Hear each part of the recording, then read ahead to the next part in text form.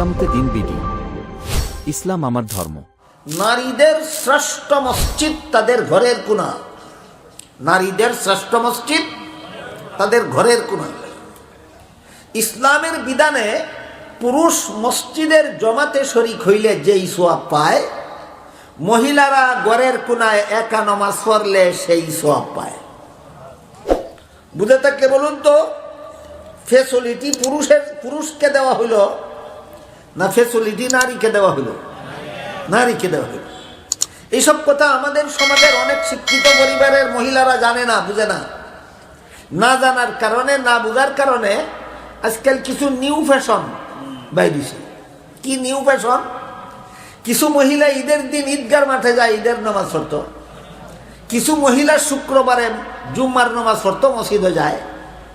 আর না হইলে অন্তত বিভিন্ন গ্রাম অঞ্চলেও রমজান মাস আসলে কিছু মহিলা তারাবির নামাজ জমাতে পড়তো, মসজিদে যায়। এইগুলি আবাদত বন্দেগী নয়, এইগুলি ফ্যাশন। এগুলি আবাদত বন্দেগী না, ফ্যাশন।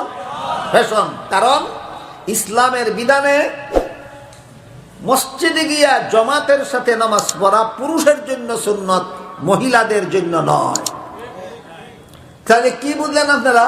মহিলারা তারাবির নামাজ মসজিদে গিয়া জমাতে পড়া সুন্নত না ঘরের কোণায় একা পড়া সুন্নত?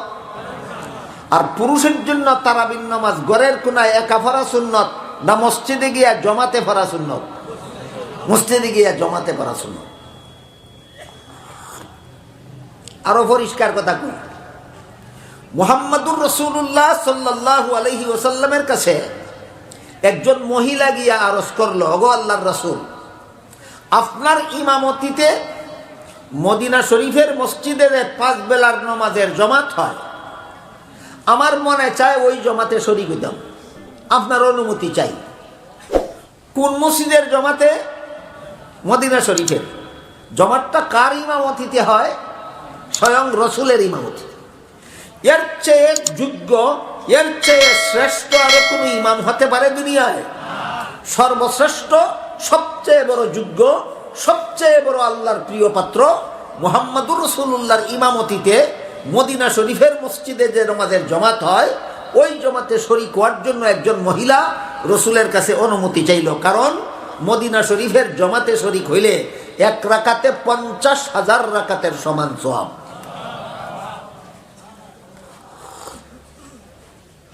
আল্লাহর রাসূল সাল্লাল্লাহু আলাইহি ওয়াসাল্লাম ওই মহিলাকে অনুমতি দিলেন না। মদিনা শরীফের জমাতে শরীক হইয়া নামাজ পড়ার অনুমতি দিলেন না। না দিয়া বললেন, এই সওয়াবটাই তুমি পাবে ঘরের কোণায় একা নামাজ পড়লে। তাইলে আমরা কি বুঝলাম? নবীর তরিকা, নবীর সুন্নত, নবীর হাদিস। মসজিদে গিয়া জমাতের সাথে নামাজ পড়া মহিলার জন্য সুন্নত না পুরুষের জন্য সুন্নত? মহিলার জন্য সুন্নত। কি রাসূল বলেন, খায়রু মাসাজিদিন নিসা কারু বুয়ুতিহিন্না, নারীদের শ্রেষ্ঠ মসজিদ তাদের ঘরের কোণা। পুরুষ মসজিদের জমাতে নামাজ পড়ে যেই সওয়াব, মহিলা ঘরের কোণায় একা নামাজ পড়ে সেই সওয়াব। বিধানটা উভয়ের জন্য সমান সমান না ব্যবধান? ব্যবধান। পুরুষের জন্য মসজিদের জমাতে শরীক হইয়া নামাজ পড়লে যেই সওয়াব, মহিলার জন্য ঘরের কোণায় একা নামাজ পড়লে সেই সওয়াব। এই ব্যবধানের যুক্তি কি? এটা হলো কথা। এই ব্যবধানের যুক্তি কি? আপনারা কি মনে করেন আমার এতক্ষণের কথা বুঝে থাকলে এই যে নারী পুরুষের নামাজের জমাতের ব্যাপারে ব্যবধান রাখা হয়েছে ইসলামের বিধানে, এটা অযৌক্তিক না কোনো যুক্তি আছে? যুক্তি বুঝলে মানবেন না বুঝার আগেও মানেন? এইটা হইল কথা। কিছু কথা ফাঁকে ফাঁকে এমন মহামূল্যবান আসে, এই কথাগুলি যদি আমরা জীবন পথের ফাতেহ হিসেবে গ্রহণ করে নিতে পারি, তাহলে 7 দিনের তাফসীর, 7 বৎসরের তাফসীর, সারা জিন্দেগীর তাফসীর সার্থক। সারা জিন্দেগীর তাফসীর সার্থক। কেন নবী ঘোষণা দিলেন পুরুষ মসজিদের জমাতে শরীক হইলে যেই সওয়াব, মহিলা ঘরের কোণায় একা নামাজ পড়লে সেই সওয়াব? এই ব্যবধান রেখে নবী এই বিধান ইসলামের কেন ঘোষণা করলেন? যুক্তি বুঝলেও মানি, না বুঝলেও মানি। যারা না বুঝা মানে এরা পিওর ইমানদার, এদের জন্য অধিকার আছে যুক্তিটা কি বুঝার। এবার যুক্তিটা কি বুঝার চেষ্টা করো। ধরুন আপনি একজন 6 মাসের একটা শিশু সন্তানের বাবা। কোনো মুসলমান জীবনে কোনো শিশু সন্তানের বাবা হয় না? হয়। আপাতত ধরেন আপনি একটা 6 মাসের শিশু সন্তানের বাবা। আপনি তো পুরুষ, আপনার জন্য তো 5 বেলা জামাতের সাথে নামাজ মসজিদে গিয়ে পড়ার কথা। আপনার সন্তানটাকে নিয়ে যাবেন না ঘরে রেখে যাবেন? ঘরে রাখবেন পরে, আগে নিয়ে যাওয়ার ব্যাপারটা বুঝালেন। কেন ঘরে রেখে যাবেন, এটার যুক্তিটা কি, এটা আগে বুঝালেন। ইসলামের প্রত্যেকটা বিধানেরই তো যুক্তি আছে।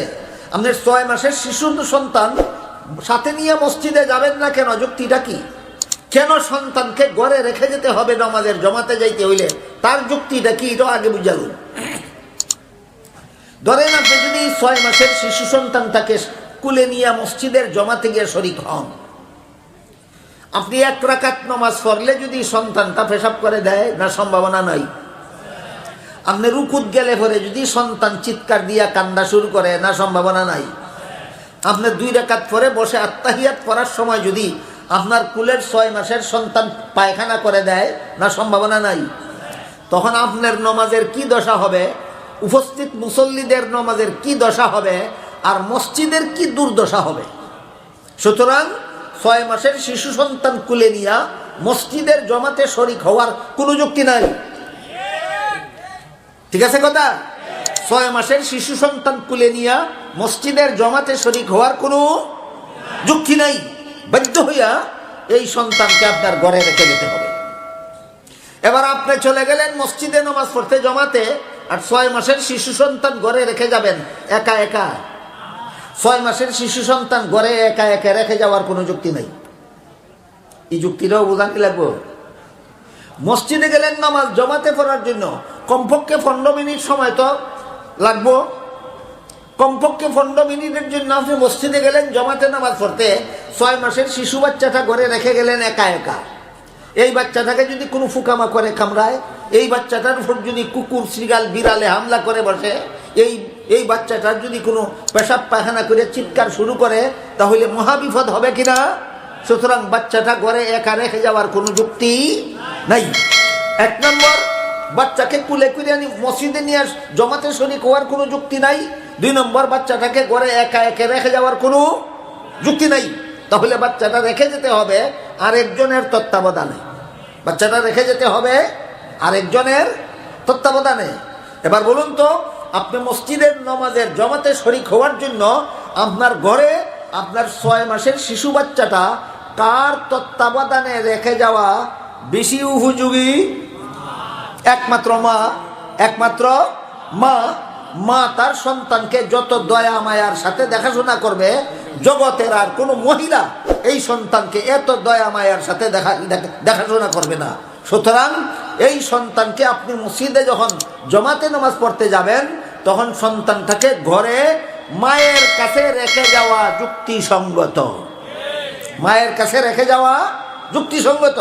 সুতরাং আপনি আপনার সন্তানকে সন্তানের মায়ের কুলে ঘরে রেখে মসজিদে গিয়া নামাজে দাঁড়াইলেন জমাতে ইমামের সাথে।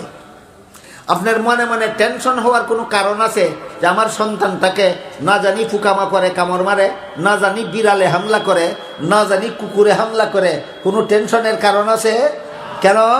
মায়ে দেখাশোনা করবে। কেন? মায়ে দেখাশোনা করবে।